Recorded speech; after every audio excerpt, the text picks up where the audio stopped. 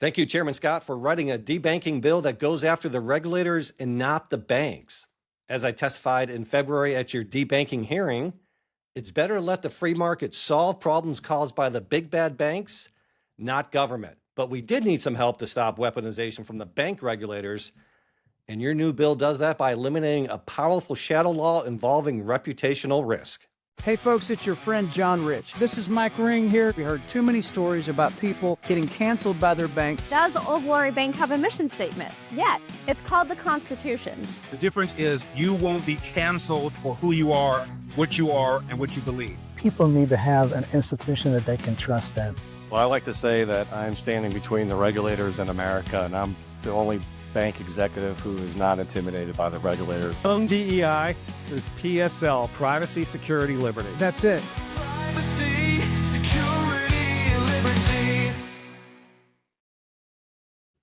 Today's episode of Privacy, Security, and Liberty is about liberty, the freedom for banks to provide banking services to the industries they want, free from the regulators and their made-up shadow laws that give them power to pick winners and losers. Now, for years, Old Glory Bank has been talking about the two types of debanking, participant debanking and regulatory debanking.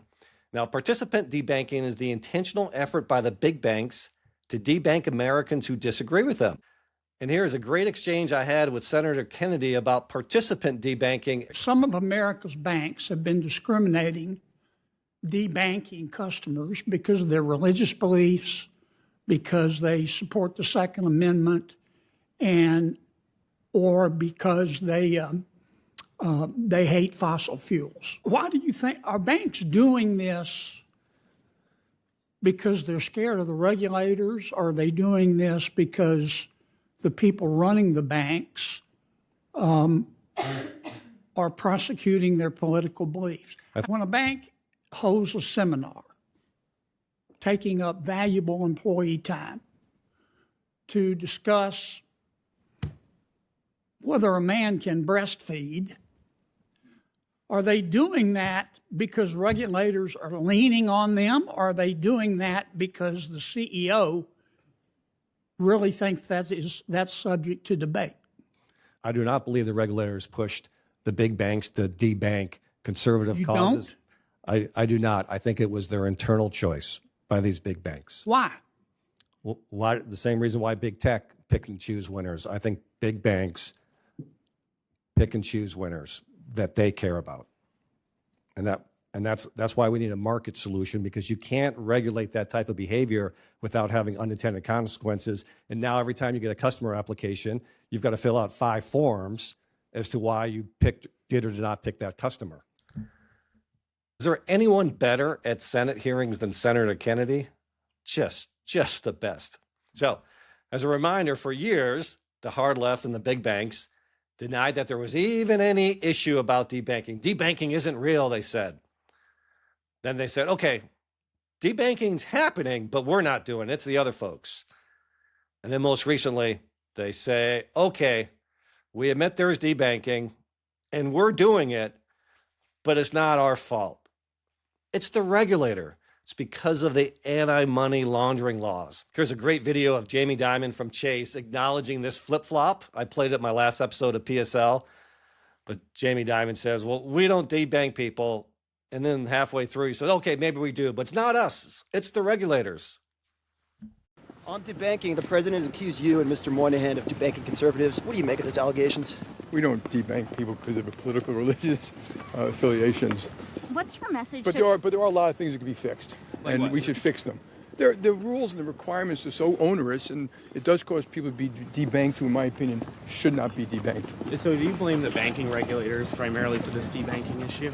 Pretty much, yeah. I'm sorry, Jamie, to always be making fun of you, but you make it easy. And actually, I'm probably in no position to make fun of you, especially because your annual budget for hair and makeup is probably more than I make a year. But I stand up for freedom, patriots, Christians, other people you cancel. So I'm going to keep making fun of you.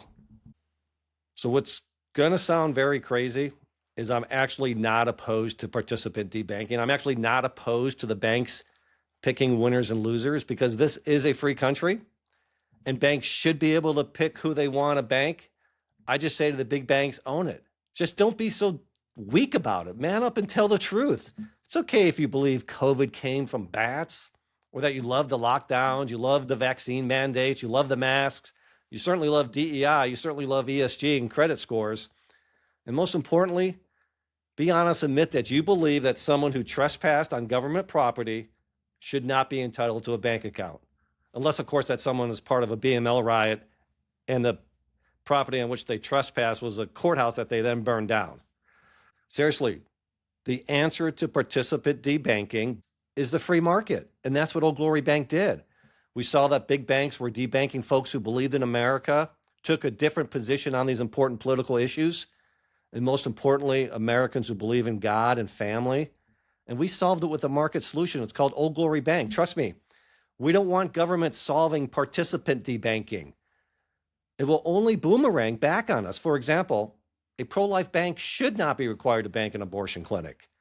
Likewise, a green energy bank should not be required to bank big oil. And now that's not us. We don't pick winners and losers. We bank Americans, legal enterprise, but some banks want to pick winners and losers, and they should be able to. Should not be the government's job to tell businesses what legal products and services they should provide. It will always come back to hurt freedom, come back to hurt us.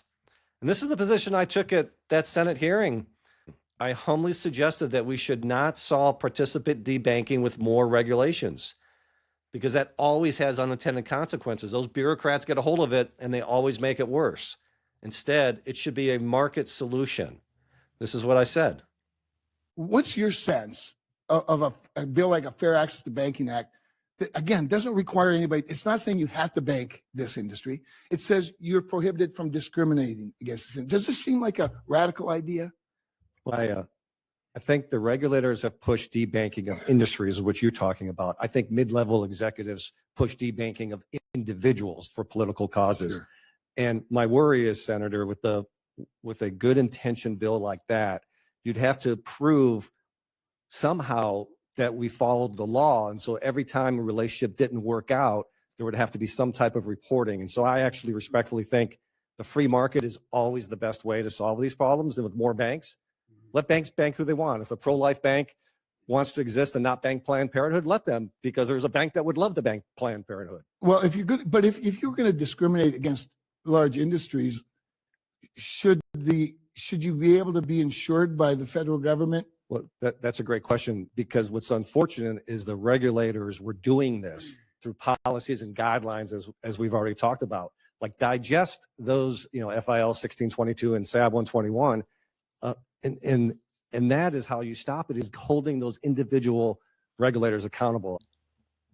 To my pleasant surprise, the Republicans on that committee heard me, and Chairman Scott's proposed bill, the Firm Act, does not put new burdens on banks to stop debanking. Instead, it stops the regulators from using one of their favorite shadow laws, reputational risk. Now, reputational risk is a weapon used in regulatory debanking, and regulatory debanking is actually the most threatening type of debanking. We can handle participant debanking. We can handle the bad, big banks picking and choosing winners because there's market solutions. But regulatory banking is a much more serious issue, and that's the orchestrated effort by the regulators, the bureaucrats, the administrative state, to deny banking services to legal industries such as firearms, oil and gas, and crypto. Now, this first began back in 2013. You'll all remember Operation Choke Point. The Obama DOJ, working with the FDIC, bullied banks to stop serving the firearms industry. They choked out the firearms industry from banking. And this had the intended impact that they wanted. And still to this day, prior to Old Glory Bank getting on the scene in April of 2023, the firearms industry was having a hard time obtaining banking. Now, Operation Choke Point 2.0 started in 2022 under Biden administration, and that's when the Biden administration caused the FDIC and the SEC to bully banks into not serving legal crypto companies. And they did that through two shadow laws, FIL 1622 and SAB 121. So FIL 1622, Financial Information Letter, was issued by the FDIC effective April 2022 and was intentionally misused by the FDIC to choke out banks from providing depository services to legal crypto companies. SAB 121 was issued by the SEC, another administrative bureaucracy, also effective April 2022, and set forth irrational accounting rules for holding crypto as a custodian. Now, notice that date. Both the FDIC and the SEC, two very large bureaucratic organizations, put out shadow laws, guidance, on the same date. So don't tell me that this was not an orchestrated effort by the Biden administration. And anyone who says that is clueless. Clearly, Biden administration wanted to choke out crypto. I want to clarify for you how the administrative state actually implements their political agenda through these shadow laws. It's done through guidance, clarifications, and review standards. Shadow laws are not congressional statutes signed by the president or lawful regulations promulgated by statute. And regulations, as a reminder, are subject to public comment and congressional review. No, shadow laws are internally created, generally out of whole cloth, by bureaucrats to push their agenda without public or congressional oversight. Now, people generally don't want to talk about these shadow laws, but these are the real weapons used by bureaucrats to push their agenda. That's how the administrative state choked out firearms in 2013 and choked out crypto in 2022. There is no law, no regulation to restrict banks from providing services to the 2A space or crypto. It was administrative guidance and review standards, shadow laws issued by these bureaucrats. Everyone always talks about having too many regulations, which is true, but at least with the lawful regulation, there's an opportunity for public comment and congressional review.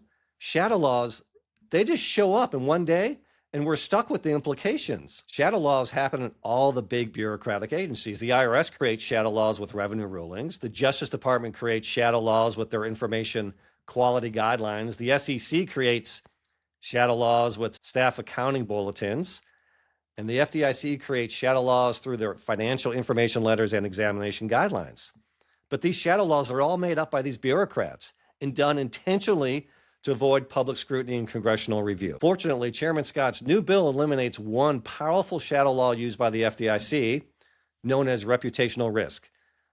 Now, reputational risk is a catch-all standard that bank regulators use to tell banks not to bank industries they don't like. I've been a lawyer for 30 years, and I can't tell you what reputational risk means. I can't define it because it's a made-up shadow law created by bureaucrats to push their agenda. The shadow law is weaponized and used at the whim of bureaucrats. This is how the administrative state told banks that they are prohibited from banking the firearms industry and crypto because there is reputational risk to your bank. Of course, at Old Glory Bank, we provide these services to both 2A and crypto, and I would tell any regulator to pound sand if they told me to stop. But most bank CEOs aren't like me. They generally aren't lawyers who actually know how to read the law and know what's a shadow law and what's a real law. They probably aren't ex-military, and they certainly aren't crazy like I am. They're weak, and they're afraid of the shadow law, so they fall victim to these corrupt bureaucrats pushing their agenda. So let's recap. Old Glory Bank has been talking about debanking since 2022, long before this issue became popular. We were in the fire back when the government was the most corrupt during the Biden administration. As a reminder, there's participant debanking where banks pick winners and losers. Normally us patriots, believers, and conservatives are the losers. But the solution to stop participant debanking is not more laws. It's more banks. It's the market solution. And that's why Old Glory Bank exists. And if the Bank Not for America or the Chase You Away Bank don't want to bank Christians, Jews, conservatives, patriots, MAGA, I promise you Old Glory Bank will. However, there's also regulatory debanking. This is the much more scarier side of debanking. This is where the regulators use their made-up shadow laws to debank industries they don't like. Obama used shadow laws from the FDIC to choke out the 2A industry, and Biden used shadow laws from both the FDIC and the SEC to choke out crypto. Now, to solve regulatory debanking, to get rid of these shadow laws, we actually need a congressional fix. And thankfully, that's what Chairman Tim Scott has proposed with the FIRM Act. The Financial Integrity and Regulation Management Act, the FIRM Act, is a bill sponsored by all the great Republicans on the Senate Banking Committee and will eliminate a powerful shadow law regarding reputational risk that bank bureaucrats have used for decades to pick winners and losers. This means that a bank regulator, literally someone who has never built a business, never created a brand, never originated a client, never been responsible for a P&L, certainly has never signed the front side of a check, and likely, respectfully, has never even had a real job that did not involve sucking off the taxpayer dole can no longer tell business people who are actually in the arena fighting whether a particular industry or client is a reputational risk to the bank. And thankfully, Chairman Scott's new bill is fixing this. And even though it was just announced, it's already having a positive effect, even before becoming law, even before a vote of the Senate. On March 20th, the OCC agreed to stop using reputational risk as a component of safety and soundness. This action was taken by Comptroller Rodney Hood, obviously a Trump appointee. So even before the law is effective, Chairman Scott's law, the OCC has stepped up and said, we're stopping reputational risk. This is a big deal. Historically, the OCC, which regulates national banks, has been the worst for freedom and always an active arm of the hard left agenda because they hang out in DC with all the cool kids. They go to the cool parties. They want to be like them. And they always talk about how they're protecting customers, but what they are really doing is accomplishing their goal of destroying the free market and capitalism under the guise of protecting the little guy. This is why Old Glory Bank is a state-chartered bank in a reliably red state, the great state of Oklahoma, and will never be a nationally chartered bank subject to the whims of the federal government. With Chairman Scott's new bill, the OCC now reacting to it before it's even law, let me state the obvious. Today, freedom is winning, but the fight is not even close to being over because when the hard left is back in office, and unfortunately that day is going to come, these bureaucrats, the administrative state, will go back to their old ways and find a workaround language to Chairman Scott's bill. So Chairman Scott, for your new bill, I respectfully request 2 modifications that eliminates the powerful shadow laws around reputational risk and others. First, please add a private right of action against the regulatory agencies who violate your law, because they will. As written, there is no penalty for violating your beautiful bill. We all know that once there is not a Republican administration, the bank regulators will go back to writing shadow laws that violate your bill, and there will be no Justice Department to enforce your bill. So please insert a private right of action of banks to sue regulators who violate your bill, and I promise you they will. Second, please go deeper than eliminating just reputational risk. Get rid of all shadow laws that infringe on banking freedom. This means get rid of all the interpretive letters, guidelines, and standards that the banking administrative state has made up over the prior 50 years. We don't need these shadow laws to have a safe banking system. We have plenty of banking laws already on the books. Trust me. We have thousands and thousands of pages of banking regulations on the books, which fill the gap and interpret congressional statutes. The bank administrative state, the bureaucracy, the regulators can't do their job with all the banking laws and all the thousands and thousands of pages of bank regulations, then get people who can. Please don't allow these career bureaucrats who hate freedom, who hate business, to keep creating shadow laws through interpretive guidelines and standards. Chairman Scott, please update your beautiful bill, your FIRM Act, to include just this additional sentence: to prohibit any interpretive guidance, ratings, or standard that is not expressly promulgated under applicable statute. And then, of course, give banks a private right of action to sue and enforce this clause. If you add this additional sentence, it will immediately cut the supply lines of the administrative state, the bank bureaucracy, because no longer will hard left bureaucrats hiding underground during a Republican administration pop up during a Democratic administration, blow their horn, and then go create additional illicit shadow laws to promote their political whims. Trust me on this. I live in this world. Please add a private right of action against regulators who violate your law, and please add additional language that gets rid of all shadow laws. There are plenty of laws on the books. That's all I got today. Thank you for listening. If you enjoyed this episode, please like and follow. If you don't like it, please let me know why. Won't hurt my ego. I'll do my best to change. And if you're not a customer of Old Glory Bank, what are you waiting for? It takes just 8 minutes to open an account. And if you like what we are doing at Old Glory Bank, fighting for middle America, pushing back against government, I'm out there on the front lines. You see me. Please consider becoming an owner by going to own.oldglorybank.com. God bless, and PSL forever.